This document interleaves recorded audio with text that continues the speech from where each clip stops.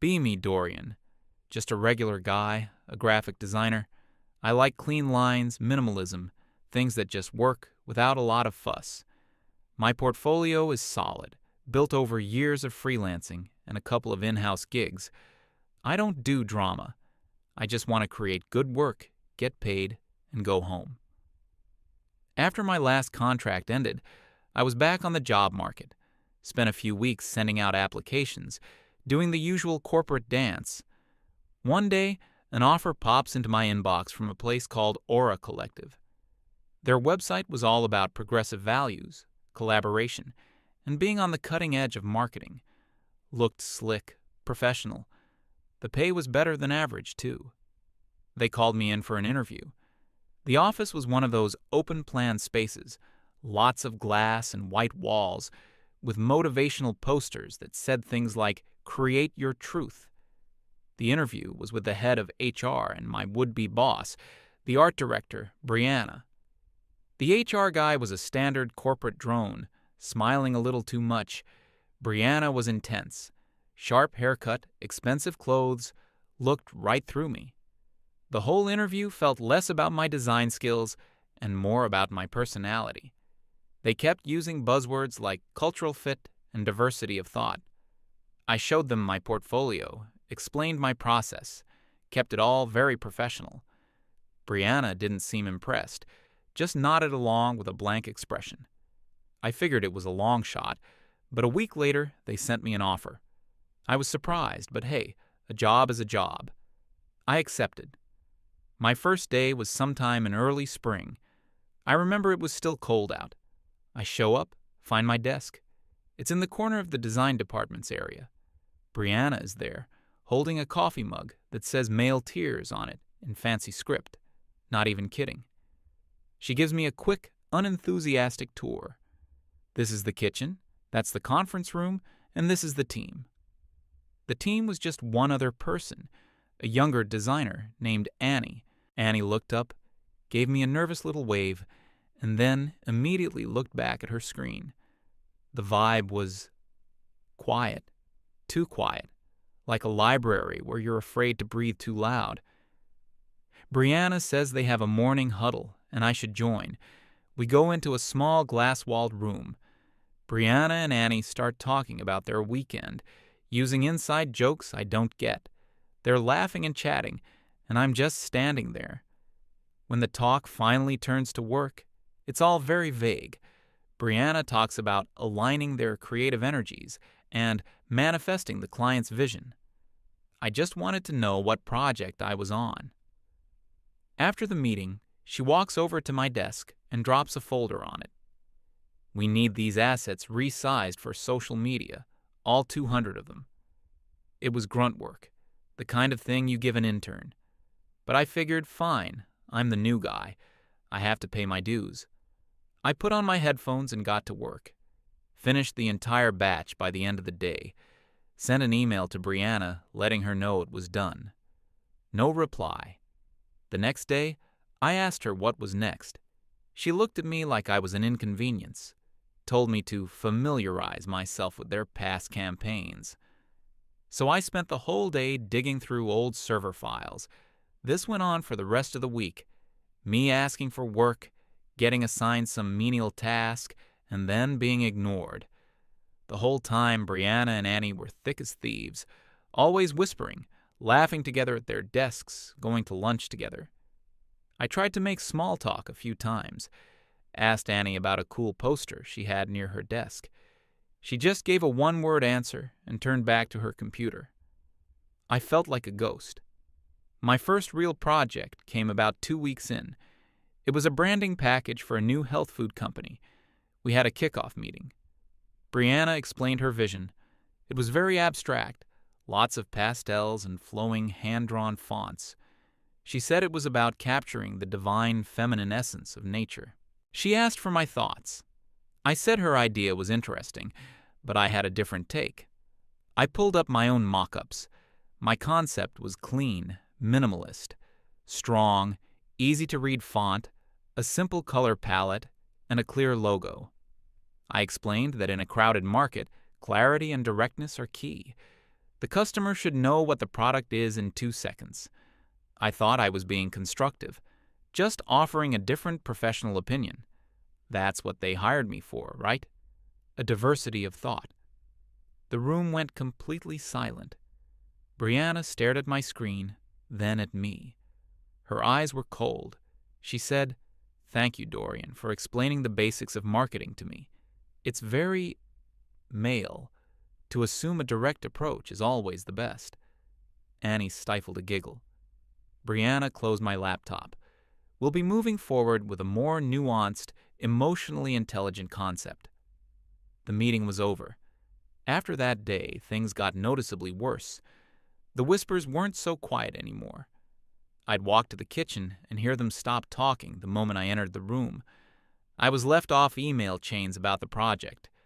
My tasks were relegated to cropping images and exporting files for the concepts Brianna and Annie were developing. I was a highly paid intern. I tried to talk to Brianna about it. I caught her alone one morning and asked if I had done something to offend her. I said I wanted to be a productive member of the team and felt like I was being shut out. She put on this very concerned, sympathetic face. She told me it wasn't my fault. She said that sometimes a strong male presence can be unintentionally disruptive to a safe, creative space that women have built. She explained that she and Annie were just used to a different collaborative style, and that I needed to be more mindful of the energy I was bringing into the room.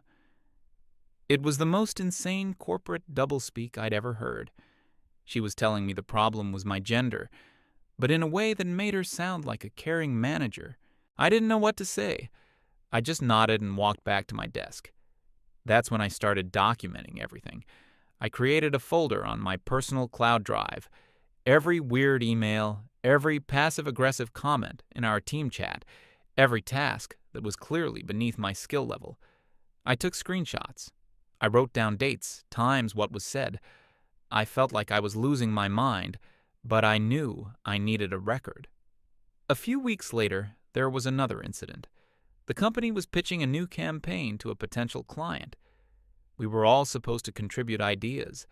I spent a whole weekend working on a concept. It was a full presentation deck. Market research, user personas, mock-ups, the whole 9 yards. I was proud of it. It was solid work. Monday morning, Brianna calls a meeting to review our ideas. Annie goes first.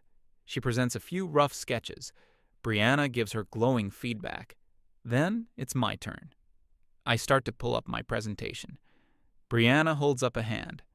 "Actually, Dorian, let's not spend too much time on this. Just give us the one-sentence summary." I was stunned. A weekend of work reduced to one sentence. I tried to explain that the concept needed more context. She cut me off. "We don't have time. We need to focus on actionable ideas." So I gave her the one-sentence summary.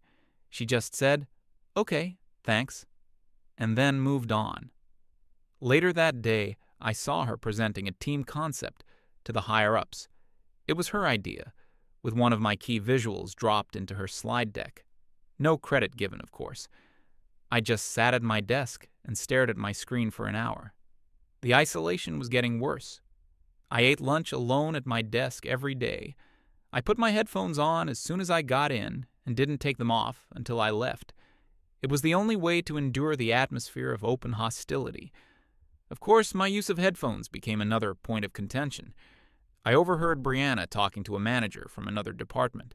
She was saying how difficult it was to integrate me into the team, how I was unapproachable and not a team player, how I created a cone of silence around my desk.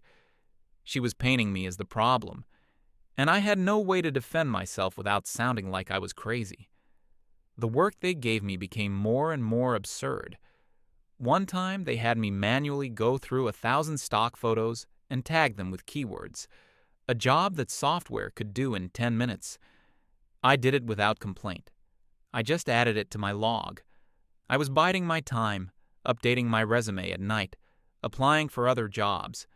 But the market was slow, and I needed the paycheck. I felt trapped. The whole office dynamic was bizarre. The company prided itself on its inclusive culture. There were posters everywhere about respect and collaboration. We even had mandatory sensitivity training sessions. I sat through a 2-hour presentation on microaggressions, listening to the HR guy talk about the importance of making everyone feel welcome.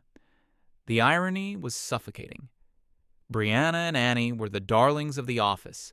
Their little 2-person clique was seen as a powerhouse of creativity. Management loved them. They were always getting praised in company-wide meetings, and I was the weird, silent guy in the corner who nobody talked to. I started to doubt myself. Maybe I was the problem. Maybe I really was giving off some kind of toxic vibe. But then I'd look at my log, the screenshots, the emails. It was all there in black and white. This wasn't in my head. This was real. The breaking point, the thing that set the final act in motion, was a huge project. The company landed a massive client, a big name in the tech world. It was an all-hands-on-deck situation. The project was to design the entire user interface for their new flagship app. This was a huge deal. It could make or break the agency for the year. A project of this scale required actual skill, not just buzzwords and abstract concepts. For the first time since I was hired, I felt a glimmer of hope. This was my chance to finally prove my worth. They couldn't sideline me on this. My UI/UX experience was one of the main reasons they'd hired me. We had a big kickoff meeting with the company's CEO. Everyone was excited, the energy was high. The project was divided into modules, and teams were assigned. Brianna, of course, was leading the design team. I braced myself for the worst, but to my surprise, she actually seemed to treat me like a professional. We had a technical discussion about wireframes and user flows. She listened to my input. It felt normal. I thought maybe this is a turning point. Maybe with the pressure of a real, important project, the office politics would fade away. I was wrong. It was just the calm before the storm. The initial phase of the project went smoothly enough. I was tasked with building the core wireframe structure. I worked late. I was meticulous. I created a clean, intuitive, and highly functional framework for the app. I presented it to the team. Even Brianna had to admit it was good. She didn't praise it, but she approved it without any passive-aggressive comments. A small victory, but I'll take it. The next phase was the visual design. This is where Brianna took over. Her concept was a choice. She was obsessed with this idea of making the interface disruptive and subversive. In practical terms, this meant ignoring every established rule of good UI design. She chose a color palette with extremely low contrast, light gray text on a slightly less light gray background. It was almost impossible to read. Her chosen font was a thin, wispy script that was completely illegible at small sizes. The navigation was a mess. Standard icons were replaced with abstract symbols that made no sense. It was a piece of art, maybe, but as a user interface for an app that thousands of people were supposed to use, it was a complete disaster. I knew I had to say something. This wasn't a subjective matter of taste, like the health food branding. This was an objective failure of function. The app would be unusable. It would fail accessibility standards. The client would be furious. I decided to approach it carefully. I waited for a moment when Annie wasn't around and asked Brianna if we could chat for a minute. We went into one of the small meeting rooms. I kept my tone calm and respectful. I started by saying that I admired her artistic vision. Then, I gently brought up my concerns. I mentioned accessibility guidelines, showing her on my phone how the low-contrast colors would be invisible to users with vision impairments. I pointed out that the navigation would lead to high user frustration and bounce rates. I framed it all as us finding a solution. How can we retain your aesthetic while making it more user-friendly? I wasn't attacking her. I was trying to prevent a catastrophe for the company and our client. Her face was unreadable as I spoke. When I finished, she was silent for a long moment. Then she gave me a tight, cold smile. I appreciate your concern for the rules, Dorian. But we're not here to make boring, predictable products. We're here to innovate.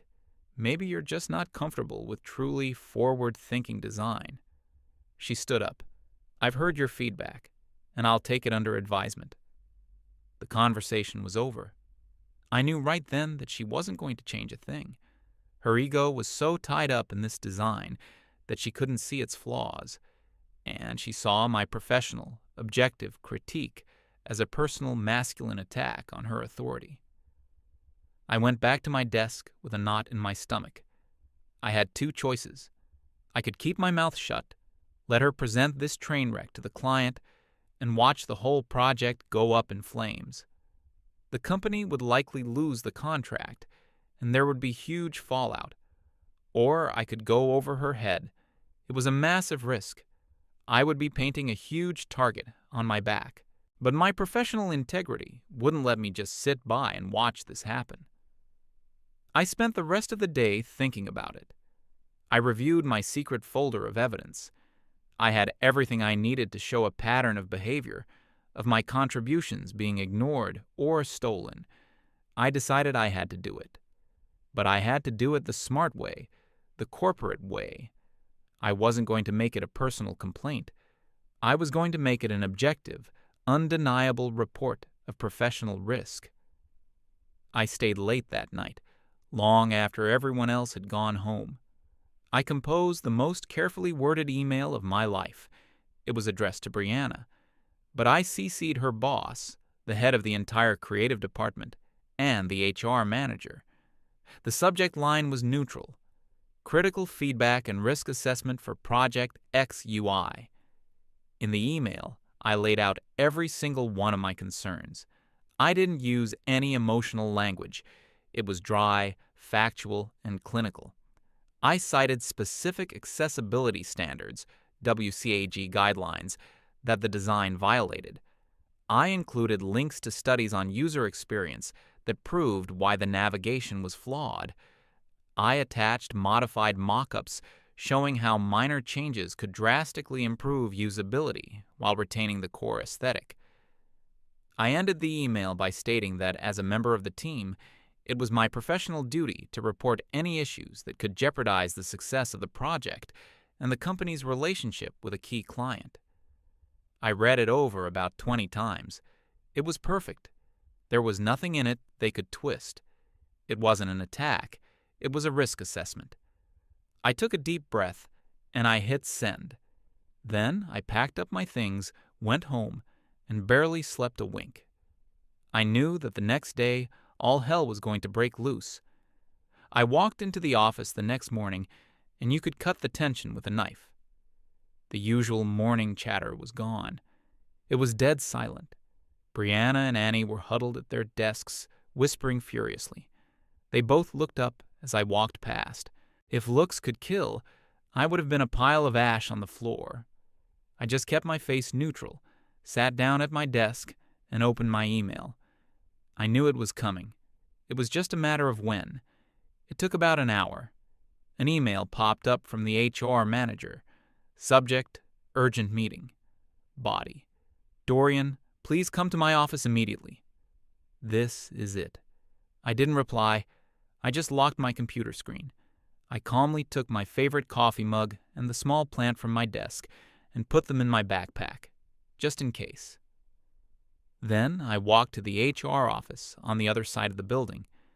When I walked in, Brianna was already there, sitting in a chair next to the HR manager's desk. She had a grim, self-satisfied look on her face, like she'd finally cornered her prey. The HR guy, let's call him Mr. Useless, looked incredibly uncomfortable. He gestured for me to sit down in the other chair, the hot seat. He started with a bunch of corporate nonsense. Dorian, thank you for coming in. We've had a serious complaint brought to our attention.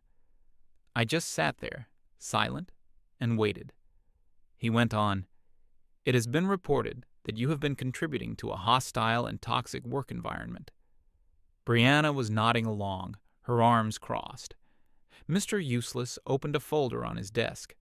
Brianna has shared some documentation with us that paints a very concerning picture of your behavior. I knew exactly what was in that folder, their little Google Doc of lies. Brianna spoke up, her voice dripping with fake victimhood. It's not just one thing, it's a pattern of dismissiveness, aggression, and a refusal to collaborate. She talked about how I undermined her leadership, how I intimidated Annie with my blunt feedback, how my email from last night was a clear attempt to sabotage the project and humiliate her professionally. It was an amazing performance. She almost sounded like she believed it herself. Mr. Useless chimed in. The email you sent last night was highly inappropriate, Dorian. It was an attack on your manager, and you looped in senior leadership to cause maximum damage. I finally spoke. My voice was calm and steady. It was a professional risk assessment. Everything in that email was a factual, objective concern about the project's viability. Brianna scoffed. It was an attack. You've had a problem with female leadership since you got here. The HR guy nodded gravely. We have a zero-tolerance policy for this kind of behavior. We pride ourselves on our inclusive and safe culture. I could have laughed. A safe culture. For whom? He slid a piece of paper across the desk to me. It was a separation agreement. The company has decided to terminate your employment, effective immediately. He then explained that they were offering me a generous severance package, 2 months' pay. All I had to do was sign the paper. The paper, of course, included a non-disclosure and non-disparagement agreement. They wanted me to take their money and shut up forever. I picked up the paper and pretended to read it. I could feel their eyes on me. They thought they had won. They thought I was some desperate guy who would take the cash and slink away in shame. After a minute, I placed the paper back on the desk. I didn't sign it. I looked the HR manager directly in the eye. No, thank you. His smile faltered. I'm sorry? I won't be signing that, I said. Then I stood up and looked at both of them. What you're doing is wrong.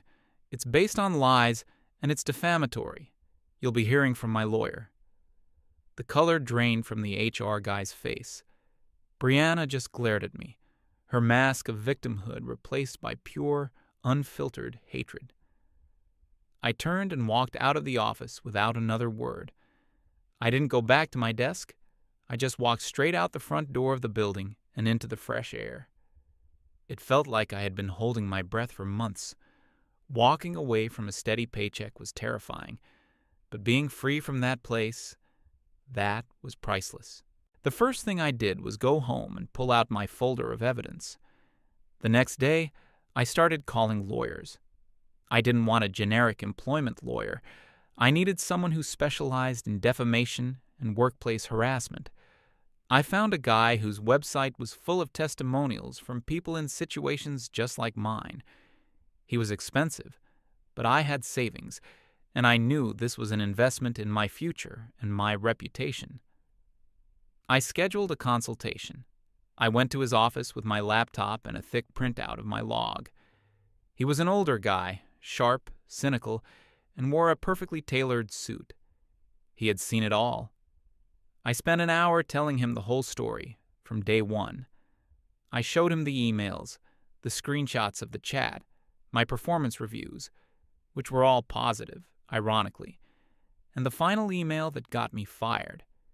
He listened patiently, not saying a word, just taking notes. When I was done, he leaned back in his chair and steepled his fingers. He was silent for what felt like an eternity. Then he said, Dorian, in my 30 years of practicing law, I have rarely seen such a well-documented case of malicious, coordinated defamation. A wave of relief washed over me.